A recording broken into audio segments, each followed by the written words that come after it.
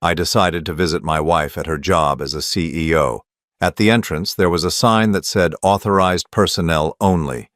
When I told the guard I was the CEO's husband, he laughed and said, "Sir, I see her husband every day. There he is, coming out right now." So I decided to play along. I'm glad to have you here. Follow my story until the end and comment the city you're watching from, so I can see how far my story has reached. I never thought a simple surprise visit would shatter everything I believed about my 28-year marriage. My name is Gerald. I'm 56 years old, and until that Thursday afternoon in October, I thought I knew my wife Lauren better than anyone in the world. It started as such an innocent idea. Lauren had been working late again, pulling those 12 and 14-hour days that came with being CEO of Meridian Technologies. I'd been making dinner for one too many nights, eating alone while she texted me updates about board meetings and client emergencies. That morning, she'd rushed out without her usual coffee, and I thought bringing her favorite latte and homemade sandwich might brighten her day. The downtown office building gleamed in the autumn sunlight as I pulled into the visitor parking space. I'd only been to Lauren's office a handful of times over the years. She always said it was easier to keep work and home separate, and I respected that boundary. Maybe I respected too many boundaries. I walked through the glass doors carrying the coffee and brown bag, feeling oddly nervous. The lobby was all marble and chrome, the kind of intimidating corporate space that made me grateful for my quiet accounting practice. A security guard sat behind an imposing desk, his nameplate reading William. "Good afternoon," I said, approaching with what I hoped was a confident smile. "I'm here to see Lauren Hutchins. I'm her husband, Gerald." William looked up from his computer screen, his expression shifting from professional courtesy to something I couldn't quite read. He tilted his head slightly, studying my face, as if trying to solve a puzzle. "You said you're Mrs. Hutchins's husband?" His voice carried a note of confusion that made my stomach tighten. "Yes, that's right, Gerald Hutchins. I brought her lunch." I held up the bag, suddenly feeling foolish. William's expression changed completely. His eyebrows shot up, and then he did something that froze my blood. He laughed. Not a polite chuckle, but a genuine, bewildered laugh that echoed through the marble lobby. "Sir, I'm sorry, but I see Mrs. Hutchins' husband every day. He just left about 10 minutes ago." William gestured toward the elevators with casual certainty. "There he is now, coming back." I turned, following his gaze, and watched a tall man in an expensive charcoal suit stride through the lobby. He was younger than me, maybe mid-40s, with the kind of confident bearing that seemed to own every room he entered. His dark hair was perfectly styled, his shoes polished to a mirror shine. Everything about him screamed success and authority. The man nodded to William with familiar ease. "Afternoon, Bill. Lauren asked me to grab those files from the car." "No problem, Mr. Sterling. She's in her office." Frank Sterling. I knew that name from Lauren's work stories, her vice president who joined the company 3 years ago, the man she occasionally mentioned in passing, always in professional context. Frank this, Frank that, always business. My hands felt numb around the coffee cup. The brown bag crinkled as my grip tightened involuntarily. Everything in me wanted to speak up, to correct this massive misunderstanding, but my voice had completely abandoned me. William was looking between Frank and me now, genuine confusion creasing his features. "I'm sorry, sir, but are you sure you're Mrs. Hutchins' husband? Because Mr. Sterling here is married to her." The words hit me like physical blows. Married to her, present tense, not was married, not claims to be married, but a simple, matter-of-fact statement that shattered my reality. Frank paused mid-stride, his attention drawn to our conversation. When his eyes met mine, I saw something flicker across his face. Not guilt, not surprise, but recognition. He knew exactly who I was. "Is there a problem here?" Frank's voice was smooth, controlled, the voice of a man accustomed to managing difficult situations. Something cold and calculating passed through my mind in that moment. Every instinct screamed at me to explode, to demand answers, to create the scene this situation deserved. But a deeper wisdom, born from 28 years of reading people and situations in my accounting practice, told me to play along. "Oh, you must be Frank. I said, forcing my voice to remain steady. Lauren's mentioned you. I'm Gerald, a friend of the family. The lie tasted bitter, but it bought me time to think. I was just dropping off some documents for Lauren. Frank's shoulders relaxed slightly, but his eyes remained watchful. Ah, yes. Lauren's mentioned you too. Had she? What had she said? She's in meetings most of the afternoon, but I can make sure she gets whatever you brought. I handed over the coffee and sandwich, my movements mechanical. Just tell her Gerald stopped by. Of course. Frank's smile was perfectly professional, perfectly normal, as if we hadn't just had the most surreal conversation of my life. I walked back to my car in a daze, my legs moving without conscious direction. The October air felt sharp against my skin, but I barely noticed. Everything looked the same as when I'd arrived 30 minutes ago, but my world had fundamentally shifted. Sitting in the driver's seat, I stared at the office building through my windshield. 28 years of marriage. 28 years of sharing a bed, a home, dreams, fears, inside jokes that nobody else understood. 28 years of believing I knew this woman. Completely. My phone buzzed with a text from Lauren. Running late again tonight, don't wait up, love you. Love you. The words that had once brought me comfort now felt like another lie in what was apparently a web of deception I'd been blind to. How long had this been going on? How many times had Frank been introduced as her husband while I sat at home, making dinner for one, believing her stories about late meetings and business dinners? I started the car and drove home through familiar streets that suddenly felt foreign.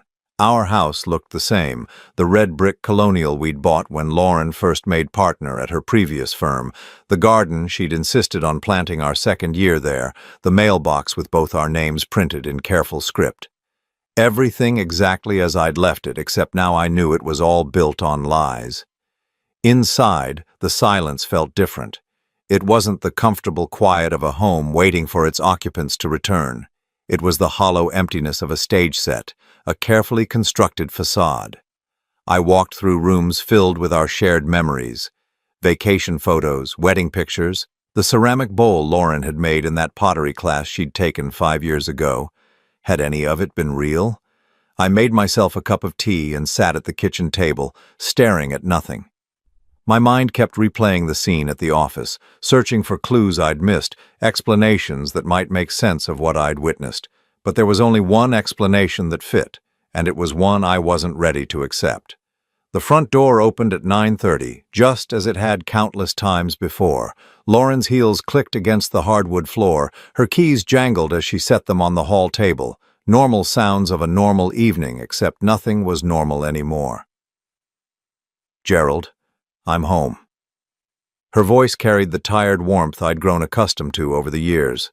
She appeared in the kitchen doorway, looking every inch the successful CEO in her tailored navy suit, her blonde hair still perfectly arranged despite her long day. How was your day? I asked, the question automatic. She sighed, loosening her jacket. Exhausting. Back-to-back meetings all afternoon. Did you eat already? I nodded, studying her face for any sign of deception, any hint that she knew about my visit to her office. There was nothing.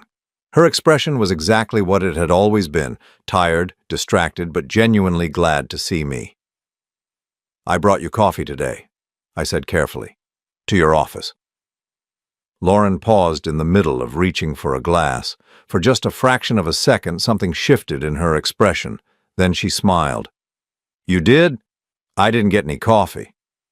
I gave it to Frank to pass along. Another pause, so brief I might have imagined it.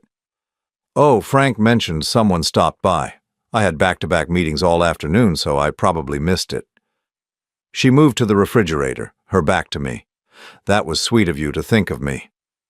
I watched her pour herself a glass of wine, noting how her hands remained perfectly steady. Either she was telling the truth or she was the most accomplished liar I'd ever met. After 28 years of marriage, I was terrified to discover which one it was. The rest of the evening passed in a surreal pantomime of normalcy. We watched the news together, discussed our weekend plans. went through the same bedtime routine we'd followed for decades. But underneath it all, a terrible new awareness pulsed like a second heartbeat. As Lauren slept beside me, her breathing deep and peaceful, I stared at the ceiling and wondered how many other lies I'd been living with. How many times had she come home from spending the day being Frank's wife, only to slip seamlessly back into being mine? How long had I been sharing my life with someone who was living a completely different one when I wasn't around? The numbers man in me started calculating. 3 years since Frank joined the company.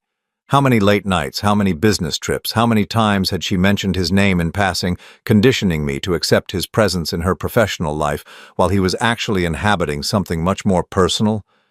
But the questions that haunted me most weren't about timelines or evidence. They were simpler and infinitely more devastating. Who was the woman sleeping next to me, and who had I been married to all these years? The next morning arrived with cruel normalcy. Lauren kissed my cheek before leaving for work, the same quick peck she'd given me for years. She wore her favorite perfume, the one I'd bought her for Christmas 2 years ago. Everything about her was familiar, comforting, exactly as it had always been. Except now I knew I was kissing a stranger. I called my office and told my assistant I'd be working from home. For the first time in my 15-year practice, I couldn't bear the thought of discussing tax returns and quarterly reports. Instead, I sat at my kitchen table with a cup of coffee that grew cold while I stared at Lauren's coffee mug in the sink. She'd used it that morning, just like always. Had she been thinking about Frank while she drank from it? By noon, I found myself doing something I'd never done before. Going through Lauren's things. Not frantically, not desperately, but with the methodical precision that had made me successful in accounting. I started with the obvious places: her home office, the desk where she sometimes worked in the evenings. The drawers revealed nothing suspicious: work papers, company letterhead, business cards from clients I recognized from her stories. Everything was exactly what it should be for a CEO who occasionally brought work home. But then I found something that made my stomach clench. A restaurant receipt from Chez Laurent, the French place downtown where we'd celebrated our anniversary 3 years running, dated 6 weeks ago, for 2 people, $68.50. I remembered that night, clearly because Lauren had told me she was having dinner with a potential client. A female client from Portland who was in town for just one evening. I stared at the receipt, my hands trembling slightly. The timestamp showed 8:15 p.m. We'd talked on the phone that night around 9:30. She'd sounded relaxed, happy, describing her challenging but productive client meeting. I'd been proud of her for landing what she'd described as a significant account. But this wasn't a business dinner receipt. No alcohol charges that would accompany client entertainment, no appetizers or desserts that Lauren would order to impress a potential client. Just 2 entrees and a bottle of wine. The kind of intimate dinner I thought was reserved for us. My phone rang, startling me from my thoughts. Lauren's name appeared on the screen. "Hi, honey," I answered, surprised by how normal my voice sounded. "Hey, I just wanted to check in. You sounded a little off this morning." Her voice carried genuine concern, the kind of caring attention that had made me fall in love with her 29 years ago. "Just tired," I said. "Didn't sleep well." "Maybe you should take a real break today. You've been working so hard lately." The irony of her suggestion wasn't lost on me. While I'd been working hard at my small practice, she'd apparently been working hard at maintaining 2 separate lives. "Actually, I was thinking about that dinner you had with the client from Portland. The one about 6 weeks ago? How did that work out?" A pause. So brief that most people wouldn't notice it. But after 28 years of marriage, I knew Lauren's speech patterns. She was calculating. "Oh, that. It didn't pan out the way we'd hoped. She decided to go with a local firm." Her voice remained steady, casual. "Why do you ask?" "Just curious. You seemed excited about it at the time." "Well, you win some, you lose some." I could hear typing in the background. She was probably answering emails while talking to me, multitasking the way she always did. "I should get back to this board meeting prep. See you tonight?" "See you tonight." After she hung up, I sat staring at the receipt. Either she was lying about the client meeting or she was lying about the dinner. Either way, she was lying. I spent the rest of the afternoon like a detective in my own life, examining familiar things with new eyes. The credit card statements I'd always glanced at casually, trusting Lauren to handle our finances since she made 3 times what I did. Now I studied them line by line. Lunch charges on days when she told me she was brown bagging it to save money. Gas station purchases in neighborhoods across town, far from her usual routes. A charge at Barnes & Noble for $37.12 on a Tuesday afternoon when she'd supposedly been in back-to-back meetings. Lauren hadn't bought a book for pleasure reading in years, claiming she was too tired after work to focus on anything but trade magazines. But the most damning discovery came from her laptop. She'd left it open on the kitchen counter, something she'd been doing more frequently over the past year. I told myself I was just closing it to save battery, but my eyes caught a notification bubble in the corner of the screen. Frank Sterling had sent her a calendar invitation. I shouldn't have clicked on it. I knew I was crossing a line, violating her privacy in a way that would have horrified me just 24 hours earlier. But 24 hours earlier, I'd believed my wife was faithful. The calendar invitation was for dinner. Tonight. 7 p.m. at Bella Court, the Italian place that had become our special occasion restaurant. The place where Frank had proposed to me 17 years ago. The reservation was under Frank's name. My chest felt tight as I scrolled through more calendar entries. Lunch meetings with Frank that weren't labeled as business. Doctor's appointments that Lauren had never mentioned to me. A weekend spa retreat 3 months ago that she'd told me was a women's conference for female executives. But the entries that made me physically nauseous were the recurring ones. Coffee with F every Tuesday morning at 8 a.m., dinner plans every other Thursday. Weekend planning marked for this coming Saturday when Lauren had told me she needed to work. I was looking at a parallel life, meticulously scheduled and carefully hidden. Frank wasn't just her work colleague or even her affair partner. Based on these calendar entries, he was her primary relationship. I was the side note, the obligation, the inconvenience worked around. The garage door rumbled open at 6:15. Lauren was home early, unusual for a Thursday. I closed the laptop quickly, my heart hammering as I heard her heels on the kitchen tile. "You're home early," I said, hoping my voice sounded normal. She looked beautiful, I realized with a sharp pang. She'd refreshed her makeup, her hair was perfectly styled, and she was wearing the black dress I'd bought her for her birthday last year. The dress she'd said was too fancy for everyday wear. I managed to wrap up early for once. She moved past me to the refrigerator, her perfume trailing behind her. "I thought maybe we could grab dinner out tonight. It's been forever since we did anything spontaneous." The lie was so smooth, so perfectly delivered, that I almost believed it myself. If I hadn't seen the calendar invitation, I would have been thrilled by her suggestion. I would have rushed to change clothes, grateful for this unexpected attention from my successful, busy wife. "Where did you have in mind?" I asked. "Oh, I don't know. Maybe that new sushi place on 5th Street? Or we could try something completely different." She was checking her phone as she spoke, her fingers moving quickly across the screen. I watched her type, wondering if she was texting Frank. Was she canceling their dinner? Rescheduling, or was this part of some elaborate game I couldn't even begin to understand? "Actually," she said, looking up from her phone with apparent disappointment, "I just remembered I have that conference call with the Tokyo office. It totally slipped my mind." She shook her head ruefully. "Rain check." "Of course." The words came out automatically, but inside something cold and hard was crystallizing. "What time is your call?" 7:30.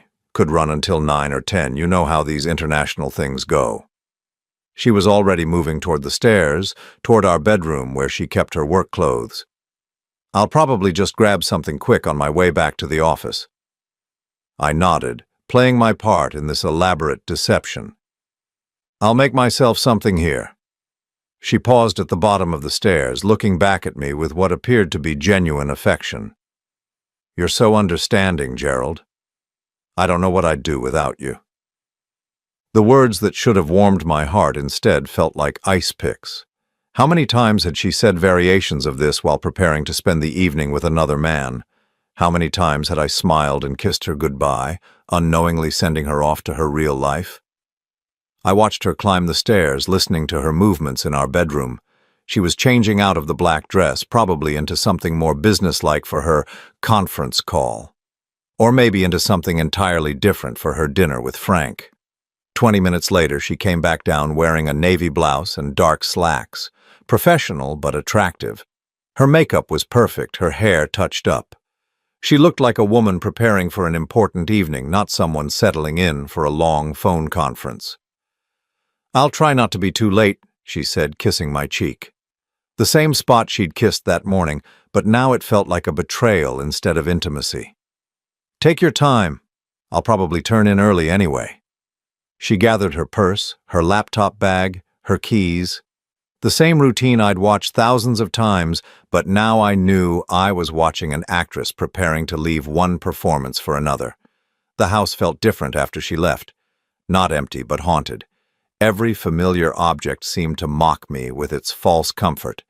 The wedding photos on the mantel, the vacation souvenirs on the bookshelf, the coffee table we'd picked out together 10 years ago when we'd redecorated the living room.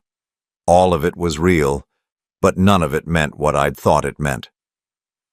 I made myself a sandwich and sat in front of the television, but I couldn't focus on anything. My mind kept circling back to the same impossible questions. How long had this been going on?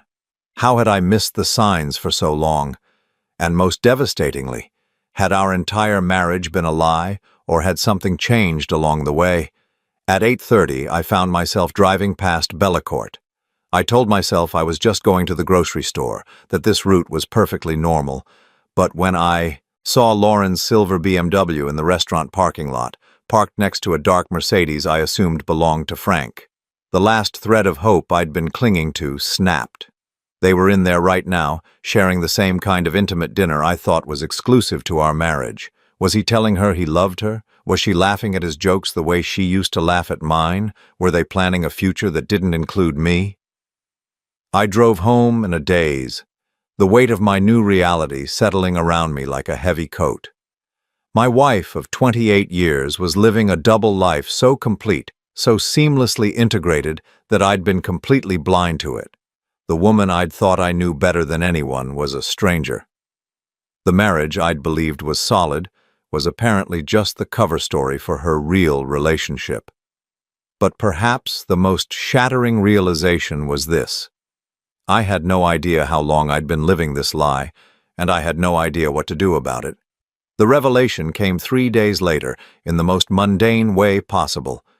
I was cleaning out the junk drawer in the kitchen, something I did quarterly to keep our household organized, when my fingers closed around a key I didn't recognize. It was brass, worn smooth at the edges, attached to a keychain from Harbor View Apartments across town. I stared at it for a long moment, my mind trying to process what I was seeing. We owned our house outright, had for the past 8 years. Neither of us had any reason to have an apartment key, let alone one from a complex 30 minutes away from our neighborhood. That afternoon, while Lauren was at what she'd called a client presentation, I drove to Harbor View Apartments. The complex was nice, upscale but not ostentatious. The kind of place where successful professionals might keep a discreet second residence. I sat in my car in the visitor parking area, staring at the key in my palm and wondering if I really wanted to know what door it opened. The answer came when I saw Frank's Mercedes pull into a numbered space. I watched him get out, carrying a grocery bag and what looked like dry cleaning. He moved with the easy familiarity of someone coming home, not someone visiting. When he disappeared into Building C, I waited exactly 10 minutes before following. The key fit perfectly into apartment 214. The door opened onto a life I never knew existed. It wasn't a temporary hiding place or a secret meeting spot. It was a home. A fully furnished, lived-in home with photos on the mantel, books on the shelves, and Lauren's favorite throw pillows arranged on a couch I'd never seen before. But it was the photos that destroyed me completely. Lauren and Frank at what looked like a company Christmas party, his arm around her waist in a possessive, intimate way. The two of them on a beach I didn't recognize, both tanned and relaxed. Lauren wearing a sundress I'd never seen. Frank kissing her cheek while she laughed, her left hand visible and notably bare of the wedding ring she wore at home. I moved through the apartment like a ghost, cataloging evidence of a relationship that was clearly far more than an affair. This was a second life, complete and established.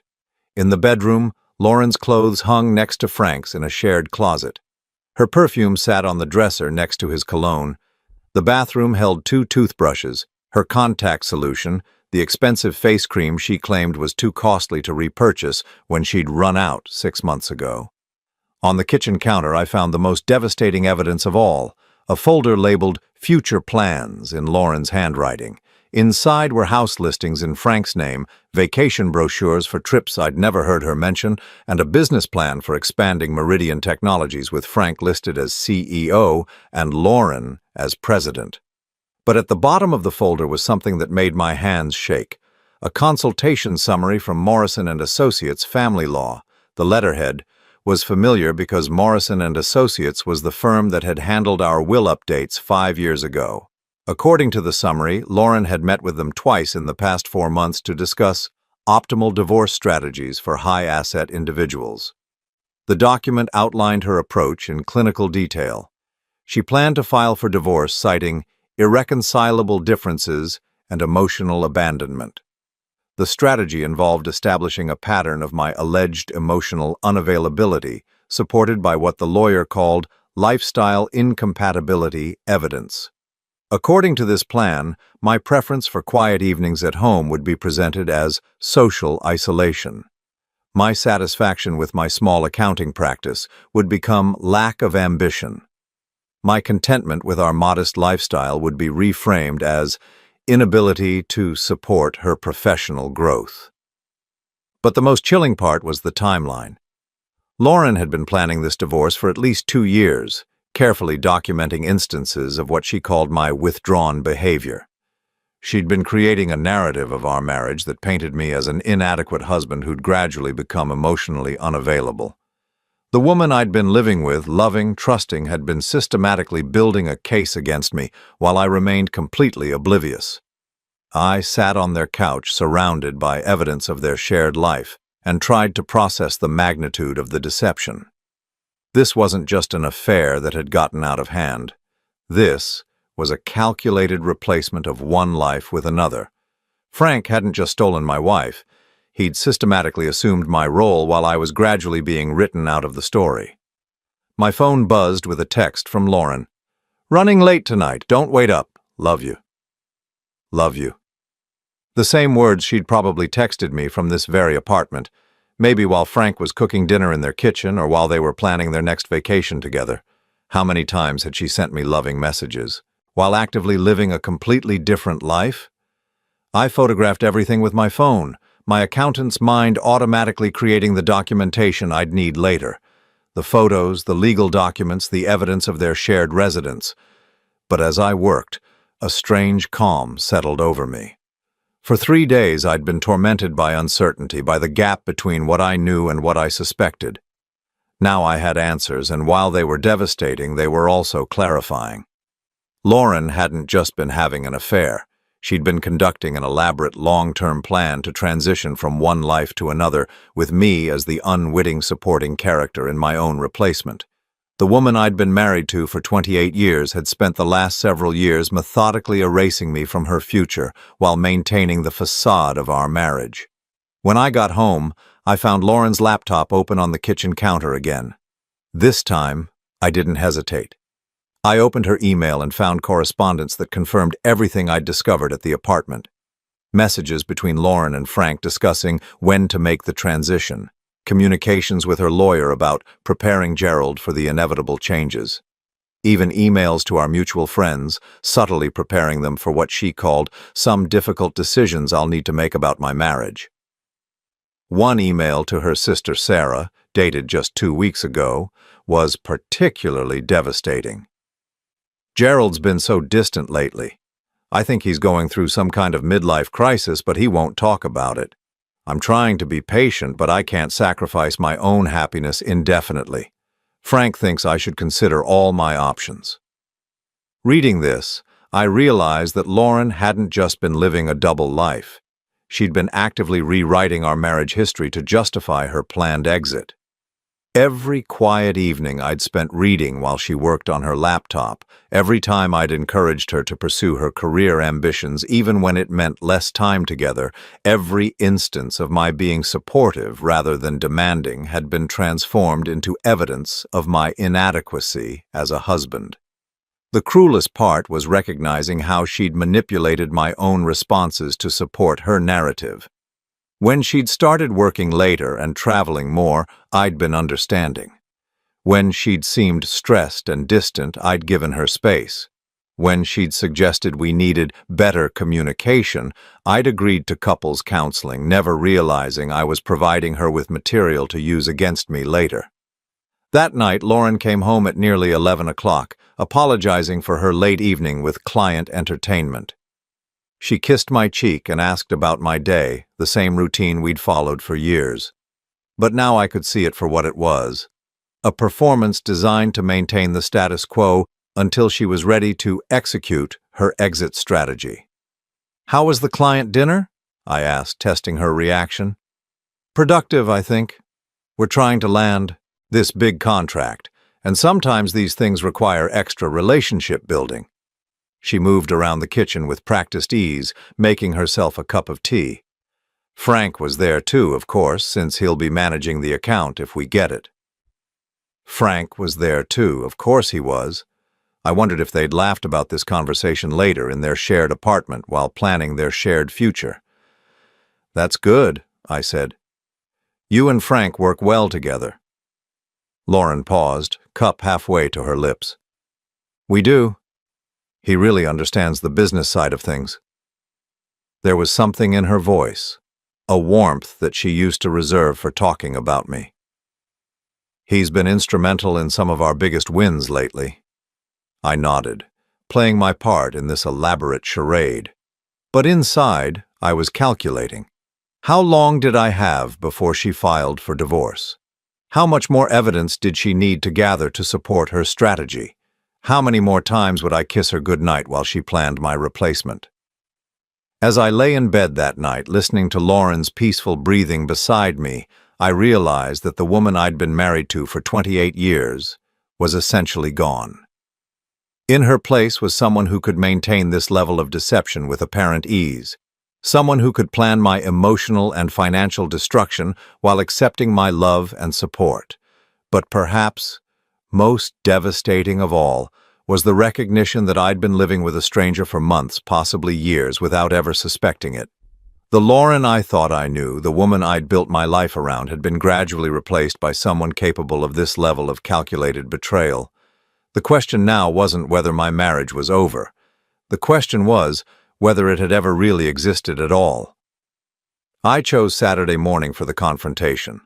Lauren was in our kitchen wearing the pale yellow robe I'd bought her 3 Christmases ago, sipping coffee from her favorite mug while scrolling through her phone. It was the kind of peaceful domestic scene that had once filled me with contentment. Now it felt like watching a performance I could no longer pretend to believe.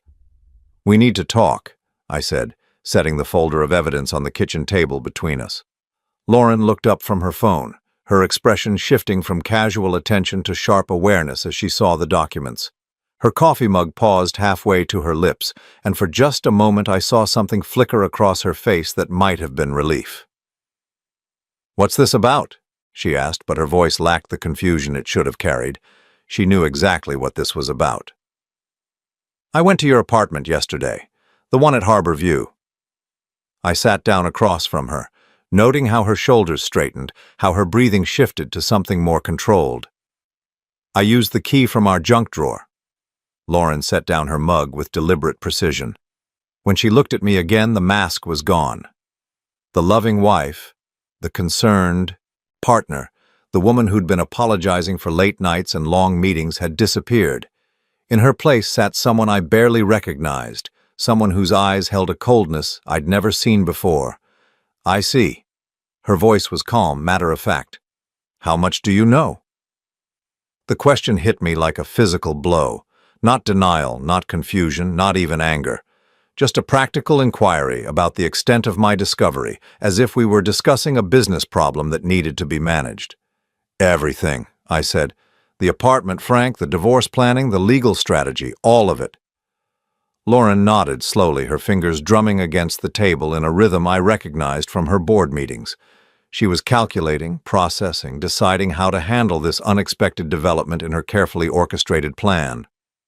"How long have you known?" she asked. "Since Thursday, when I visited your office and the security guard told me he saw your husband every day." I leaned forward, studying her face for any sign of the woman I'd thought I'd married. He meant Frank. Something that might have been amusement passed across Lauren's features. "Poor William. He's always been a bit too chatty." She reached for her coffee again, her movements unhurried. "I suppose this complicates things." "Complicates things?" I could hear my voice rising despite my efforts to stay calm. "Lauren, we've been married for 28 years. You've been living with another man, planning to divorce me, and all you can say is that this complicates things?" She sighed, a sound of mild irritation rather than distress. "Gerald, let's not be dramatic about this. We both know this marriage has been over for years." "We both know?" I stared at her, searching for any trace of the woman who'd kissed me goodbye every morning, who'd said she loved me just 3 days ago. "I didn't know anything. I thought we were happy." Lauren's laugh was short and utterly without humor. "Happy? Gerald, when was the last time we had a real conversation? When was the last time you showed any interest in my career, my goals, anything beyond your little accounting practice and your quiet evenings at home? I've always supported your career. I've always been proud of what you've accomplished." "You've been passive," she corrected, her voice taking on the sharp edge I'd heard her use with underperforming employees. "You've been content to let me carry the financial burden, the social obligations, the responsibility for actually building a life worth living. You've been perfectly happy to coast along in your comfortable little routine while I've been growing, changing, becoming someone who needs more than you've ever been willing to offer." Each word felt like a carefully aimed dart, hitting targets I didn't even know were vulnerable. "If you felt that way, why didn't you talk to me? Why didn't you tell me what you needed?" "I tried, Gerald. God knows I tried. But every time I brought up traveling more, expanding your practice, moving to a better neighborhood, you found excuses. You were always perfectly satisfied with exactly what we had, no matter how much I outgrew it." I thought about our conversations over the years, trying to remember these attempts at communication she was describing. There had been discussions about travel that I'd thought were casual daydreaming, suggestions about moving that I'd assumed were just idle speculation, comments about my practice that I'd interpreted as gentle teasing rather than serious criticism. "So you decided to replace me instead of work with me." Lauren's expression softened slightly, but not with affection. It was the kind of gentle patience she might show a slow student. "I didn't set out to replace you. I met Frank 3 years ago when he joined the company. He was everything you're not: ambitious, dynamic, interested in building something bigger than himself. At first it was just professional respect. Then it became friendship. Then it became more." "When?" The question came out as barely a whisper. "When what? When did it become more?" She considered this, tilting her head as if trying to recall the details of a business transaction. "About 2 years ago. Frank had just closed his first major deal with us. We went out to celebrate, and we ended up talking until 3 in the morning about our dreams, our plans, the kind of life we wanted to build. It was the most stimulating conversation I'd had in years. You came home that night. I remember you said the client dinner ran late. It did, in a way." Lauren's voice was matter-of-fact, as if she were describing something that had happened to someone else. "That's when I realized what I'd been missing. Frank listens when I talk about expanding the company internationally. He gets excited about the same opportunities that excite me. He wants to build an empire, not just maintain a comfortable existence." "And that justified lying to me for 2 years?" For the first time, Lauren showed a flash of real emotion. But it wasn't guilt or sadness, it was irritation. I wasn't lying, Gerald. I was protecting you from a reality you weren't ready to face. Our marriage was already over. You just didn't want to see it. Our marriage was over because you decided it was over, because you found someone who matched your ambitions better than I did. Our marriage was over because you stopped growing. Lauren stood up, moving to the window with the fluid grace that had first attracted me to her nearly 30 years ago. I kept hoping you'd develop some passion for something, anything beyond your routine. But you never did. You've been the same man at 56 that you were at 36, and I'm not the same woman. I stared at her profile against the morning light, recognizing the truth in her words even as they devastated me. I had been content with our life in ways that she apparently never was. I had found fulfillment in our quiet evenings, our modest successes, our stable routine. While she'd been dreaming of bigger things, I'd been grateful for what we had. So you and Frank have been planning to get rid of me. Lauren turned back to me, her expression businesslike. We've been planning our future. The divorce was always going to be necessary, but we wanted to handle it in a way that would be least disruptive to everyone involved. Least disruptive? I pulled out the legal consultation summary. You've been building a case against me for months, emotional abandonment, lifestyle incompatibility. You've been documenting everything I do to use against me later. She had the grace to look slightly uncomfortable. The legal advice was to protect both of us. Divorce can get ugly if people aren't prepared. Protect both of us? Lauren, you've been systematically destroying my reputation with our friends, making me look like an inadequate husband who drove you to seek happiness elsewhere. I've been honest about the state of our marriage, she said defensively. If that makes you uncomfortable, maybe you should ask yourself why. The circular logic was dizzying. She'd been unfaithful, deceptive, and manipulative, but somehow I was the one being asked to examine my behavior. It was a level of psychological manipulation that left me feeling unmoored, questioning my own perceptions. Do you love him? I asked, surprising myself with the question. Lauren's expression softened for the first time during our conversation, but not in a way that offered me any comfort. I do. I love Frank in a way I never loved you. He challenges me, inspires me, makes me want to be better than I am. With him, I feel like I'm living instead of just existing. And with me? She looked at me for a long moment, her gaze neither cruel nor kind, just honest. With you, I felt safe, comfortable, unchallenged. For a long time, I thought that was enough. But it isn't, Gerald. I want more than safe. I sat in silence, absorbing the weight of her words. 28 years of marriage, and what she'd valued most about me was my ability to provide emotional safety and comfort. What I'd seen as love and partnership, she'd experienced as stagnation and limitation. What happens now? I asked. Lauren sat back down, her posture relaxing as we moved into practical territory. Now we handle this like adults. I was going to file for divorce next month anyway. This just accelerates the timeline. Next month? Frank and I want to be married by Christmas. We've been planning a small ceremony, just immediate family. She paused, perhaps recognizing how this sounded. I was hoping we could make this transition as smooth as possible for everyone. Everyone except me. Gerald, you'll be fine. You have your practice, your routines, your simple pleasures. You'll probably be happier without the pressure of trying to keep up with someone like me. The condescension in her voice was breathtaking, even in the midst of, revealing her complete betrayal. She was positioning herself as the one doing me a favor by leaving. As if my contentment with our life had been a burden she'd been generously carrying all these years. I trusted you, I said quietly. I know you did, and I'm sorry it had to end this way. But Gerald, we both deserve to be with someone who truly understands us. You deserve someone who appreciates your quiet strengths, and I deserve someone who shares my ambitions. She was rewriting our entire marriage as a mutual mismatch rather than a betrayal, transforming her infidelity into a kind of favor to both of us. It was masterful in its way, this ability to reframe devastating deception as enlightened self-awareness. When do you want me to move out? I asked.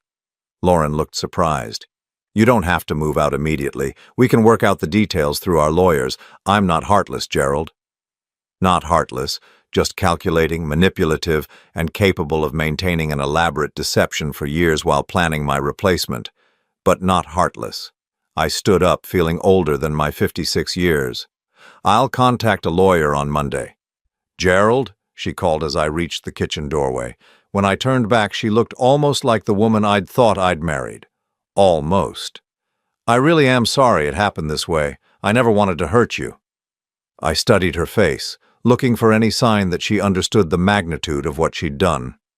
But there was only mild regret, the kind of polite sadness someone might feel about a business decision that unfortunately affected other people. No, I said quietly. You just wanted to replace me. The hurt was just collateral damage. As I walked upstairs to our bedroom, I could hear Lauren on the phone, her voice animated in a way it hadn't been during our conversation. She was calling Frank, I realized, telling him that the secret was out, that they could accelerate their timeline, that the inconvenient husband had finally been dealt with. I sat on the edge of our bed, surrounded by the remnants of a life I'd thought was real. The woman downstairs wasn't the person I'd married, or maybe she was, and I'd simply never seen her clearly. Either way, the Gerald who'd woken up that morning believing in his marriage was as gone as the Lauren who'd once loved him. Tomorrow I would start the process of untangling 28 years of shared life. But tonight, I needed to grieve not just for my marriage, but for the man I'd been when I still believed in it. Monday morning, I sat across from David Morrison, the same lawyer who'd handled our wills 5 years ago. The irony wasn't lost on me that Lauren had consulted with his firm about divorcing me, while I was now seeking his help to protect myself from her plans. Gerald, I have to tell you, this is one of the most calculated divorce strategies I've seen in 30 years of practice, David said, reviewing the documents I'd brought him. Your wife has been building this case for a very long time. I nodded, watching him flip through photographs of the apartment, copies of the legal consultation notes, and printouts of Lauren's carefully documented evidence against me. What are my options? David leaned back in his leather chair, his expression thoughtful. Well, the good news is that her strategy depends on you being unprepared and uninformed. The fact that you discovered this before she filed changes everything. He tapped the consultation summary. She was planning to paint you as emotionally unavailable and financially irresponsible, but we can counter that narrative. How? With facts. You've been the stable, supportive spouse for 28 years. You've never been unfaithful, you've supported her career advancement, and you've managed your joint finances responsibly. David smiled grimly. More importantly, you have evidence of her systematic deception and adultery. That matters, even in a no-fault state. Over the next 2 hours, David walked me through the reality of my situation. While Texas was indeed a community property state, Lauren's adultery and deception could impact the division of assets. More importantly, her documented plans to manipulate the divorce proceedings could seriously undermine her credibility with a judge. There's something else, I said, pulling out a folder I'd prepared over the weekend. I've been doing some financial analysis.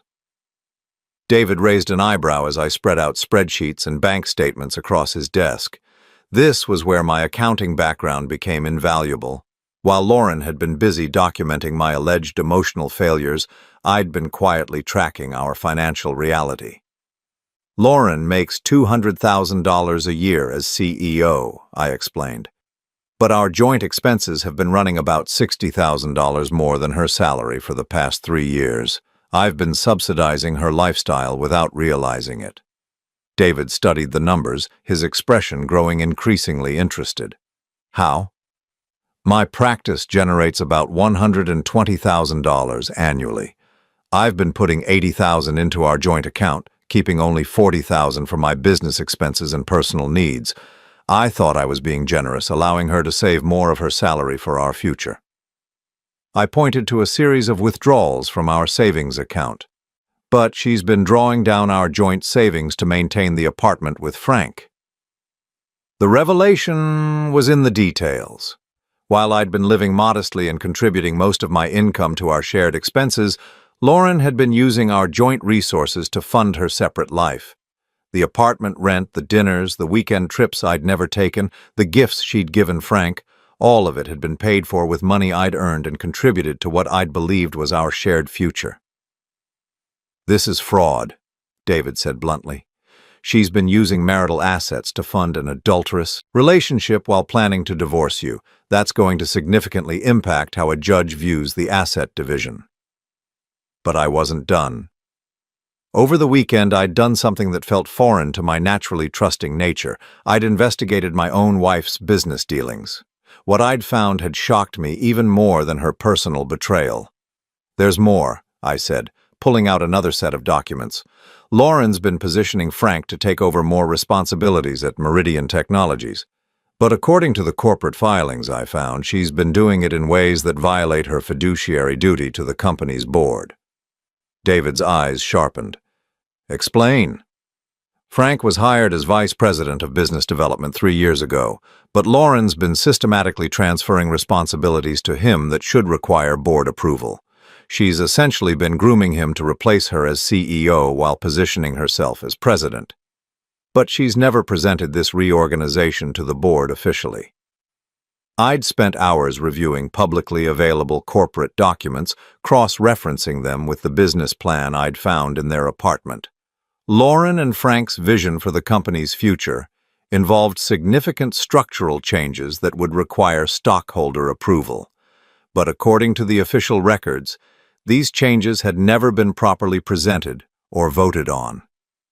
"She's been operating under the assumption that she can unilaterally restructure the company to benefit her relationship with Frank," I continued. "But the board doesn't know about their personal relationship, and they certainly don't know about the corporate reorganization she's been implementing without their approval." David was taking notes rapidly now. "Gerald, this isn't just about your divorce anymore. If what you're saying is accurate, Lauren could be facing serious professional consequences." The thought gave me no pleasure. I'd loved this woman for 28 years, and I took no joy in uncovering evidence that could destroy her career. But I also couldn't ignore the reality that she'd been systematically betraying not just me, but her professional obligations as well. "What do you recommend?" I asked. "We file first," David said without hesitation. "We get ahead of her narrative and present the facts before she can spin them. More importantly, we make sure the board at Meridian Technologies understands what's been happening under their noses." That afternoon, I did something that went against every instinct I'd developed over our 28-year marriage. I stopped protecting Lauren from the consequences of her actions. I called Richard Hayes, the chairman of Meridian's board of directors.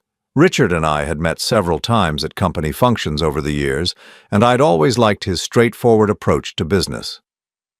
"Gerald, what can I do for you?" Richard's voice was warm, unsuspecting. "Richard, I need to bring something to your attention regarding corporate governance issues at Meridian. It's complicated, but I think the board needs to be aware of some structural changes that may not have been properly authorized." There was a pause. "What kind of structural changes?" I spent the next 20 minutes carefully outlining what I'd discovered, sticking to facts and avoiding personal details about my marriage.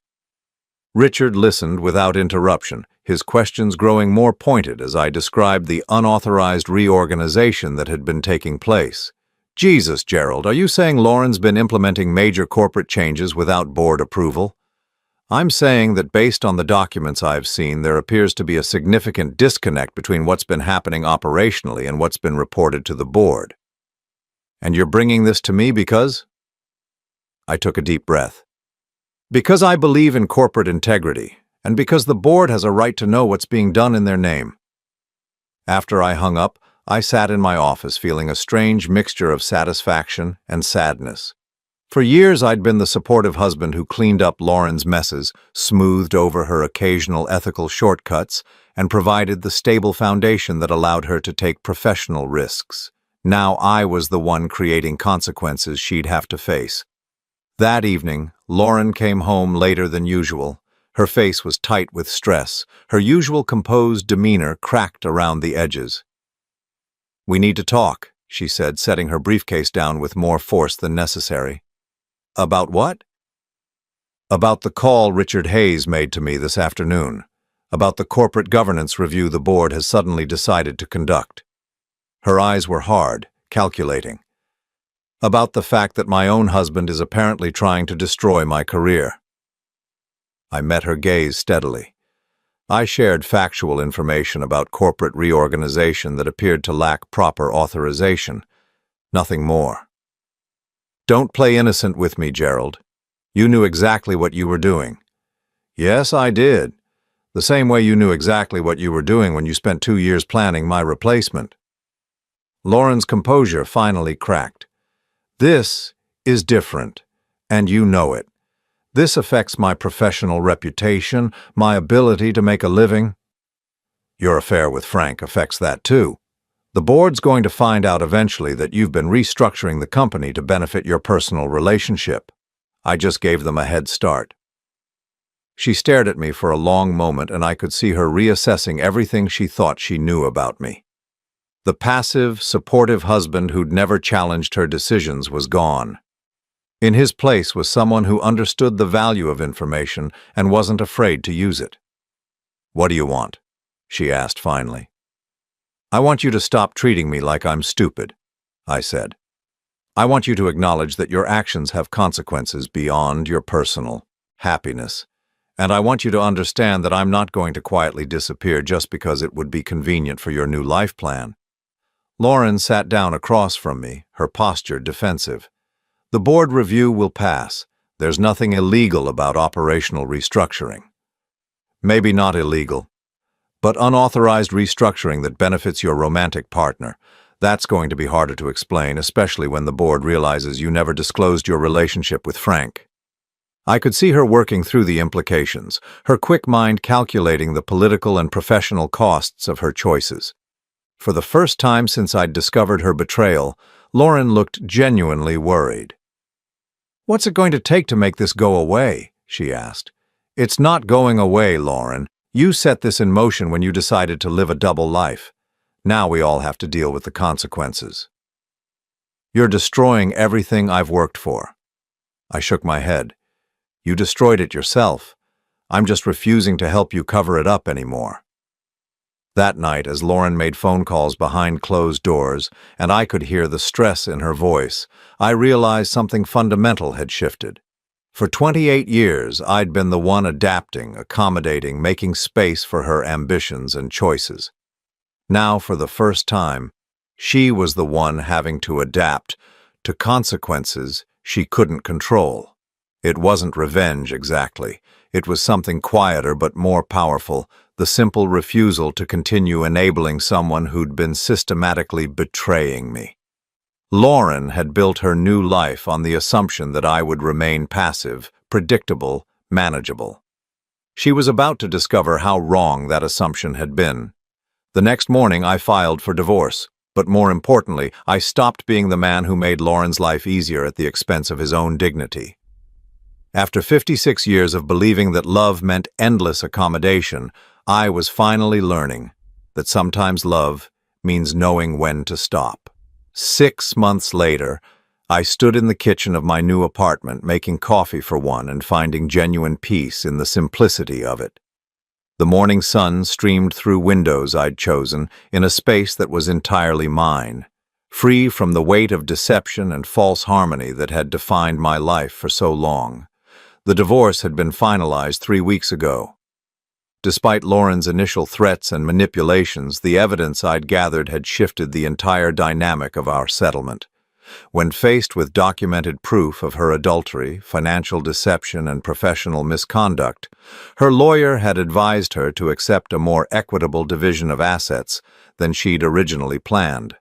I kept the house, the one we'd shared for 20 years, but which I'd largely paid for with my contributions to our joint expenses. Lauren kept her retirement accounts and half of our savings, minus the amount she'd spent on maintaining her secret life with Frank. It was fair in a way that her original divorce strategy would never have been. But the real satisfaction came not from the financial settlement, but from watching Lauren face the consequences of choices she'd thought she could make without accountability. The corporate governance review at Meridian Technologies had been thorough and devastating. While the board hadn't found anything criminally actionable, they'd discovered a pattern of unauthorized decision-making and undisclosed conflicts of interest that had seriously undermined Lauren's credibility as a leader. Frank had been terminated immediately once his relationship with Lauren became known to the board. His position as vice president had been contingent on his professional judgment being uncompromised by personal interests, and his romantic involvement with the CEO represented an irreconcilable conflict of interest. Lauren had managed to keep her job, but barely. She'd been placed on probation, her decision-making authority had been significantly restricted, and she was required to report to a newly appointed chief operating officer who essentially supervised her every move. The woman who'd built her identity around professional power and autonomy was now working under closer oversight than she'd experienced since her first corporate job 20 years ago. Their apartment at Harbor View had been given up quietly. Frank had moved back to Denver, taking a position with a smaller firm at considerably less money than he'd been making at Meridian. Lauren had moved into a modest one-bedroom place, closer to her office. A significant downgrade from the luxury she'd become accustomed to. I learned about these developments not through direct contact, but through the small network of mutual friends and professional acquaintances that inevitably carried news in a city like ours. Some of these people had reached out to me after the divorce, expressing surprise at the circumstances and, in a few cases, apologizing for having believed Lauren's carefully constructed narrative about our marriage's decline. I had no idea. Sarah Martinez, one of Lauren's former colleagues, had told me when we'd run into each other at the grocery store. She made it sound like you'd grown apart gradually, like it was mutual. Nobody knew about Frank. These conversations had been validating in ways I hadn't expected. For months, I'd been questioning my own perceptions, wondering if I'd really been as inadequate a husband as Lauren had claimed. Learning that even her closest professional friends had been deceived helped me understand that her capacity for manipulation extended far beyond our marriage. But the most profound change wasn't in Lauren's circumstances or in the validation I'd received from others. It was in my own relationship with myself. For the first time in decades, I was living without the constant undercurrent of someone else's dissatisfaction. I hadn't realized how much energy I'd been spending trying to anticipate Lauren's needs, accommodate her moods, and compensate for whatever was missing in our relationship that I'd apparently been too dense to understand. My apartment was smaller than our house, but it felt spacious in ways that had nothing to do with square footage. I could read in the evening without worrying that my contentment with simple pleasures was somehow disappointing to someone who needed more stimulation. I could cook meals I actually wanted to eat instead of trying to impress someone who was probably texting her real partner while sitting across from me. I'd even started dating, something I'd thought would be impossible at 56 after 28 years of marriage. Margaret was a widow I'd met through my church, a gentle woman who appreciated conversation about books and enjoyed quiet dinners without needing them to be productions.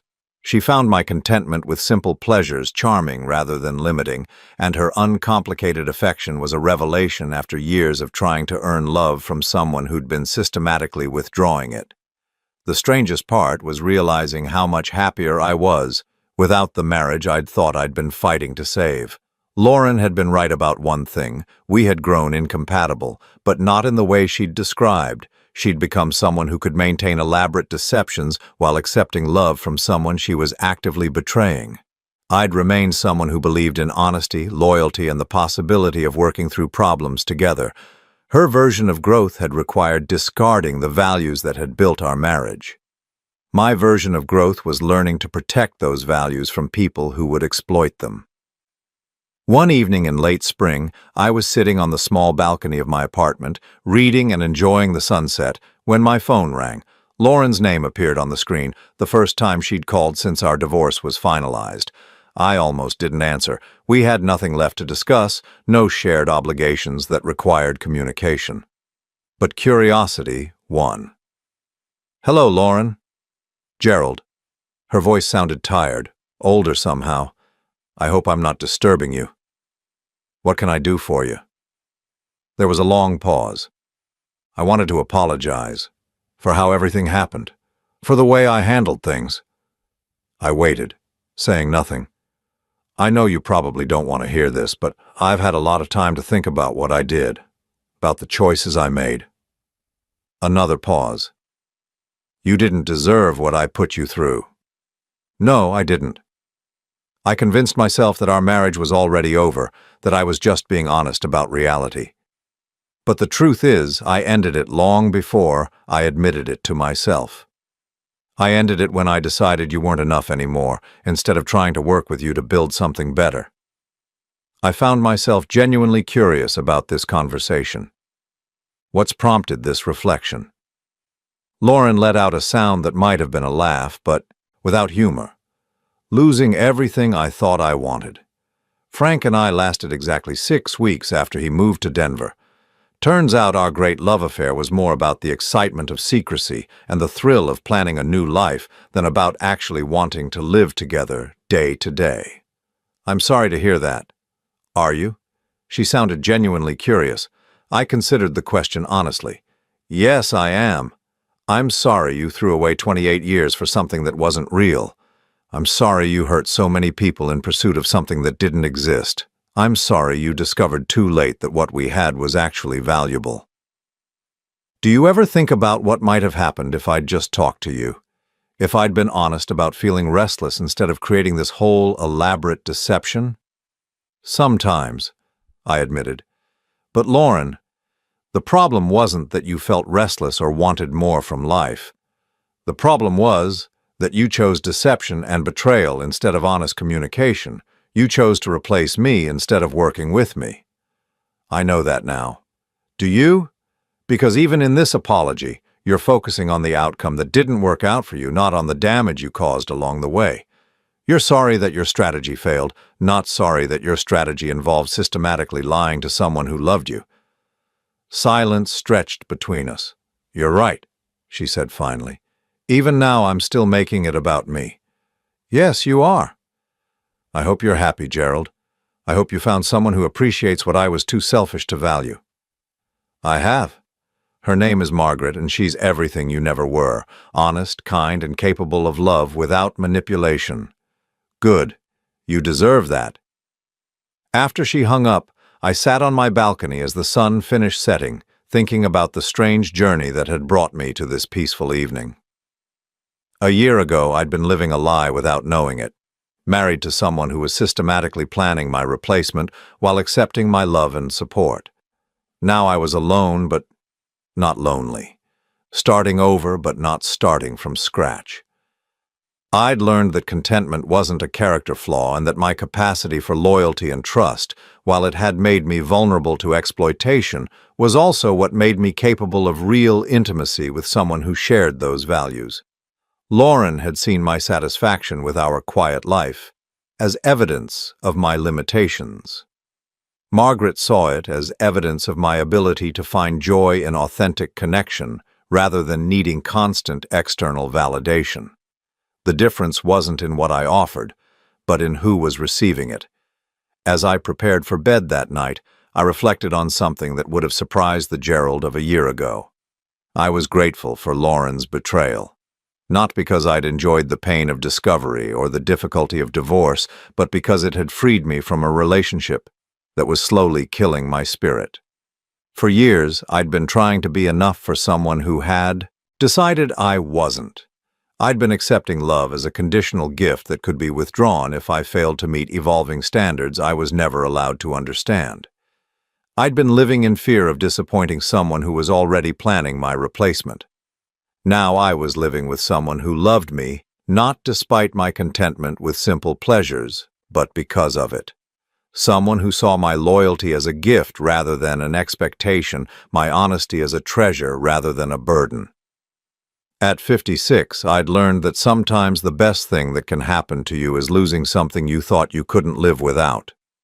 Sometimes freedom comes disguised as loss, and sometimes the most loving thing you can do is stop enabling someone who's been systematically betraying you. Lauren had been right about one thing. We both deserved to be with someone who truly understood us. She deserved someone capable of the same level of deception and manipulation that she was. And I deserved someone whose love didn't come with conditions, expiration dates, and exit strategies. As I turned off the lights in my small, honest apartment, I realized that for the first time in years, I was exactly where I belonged.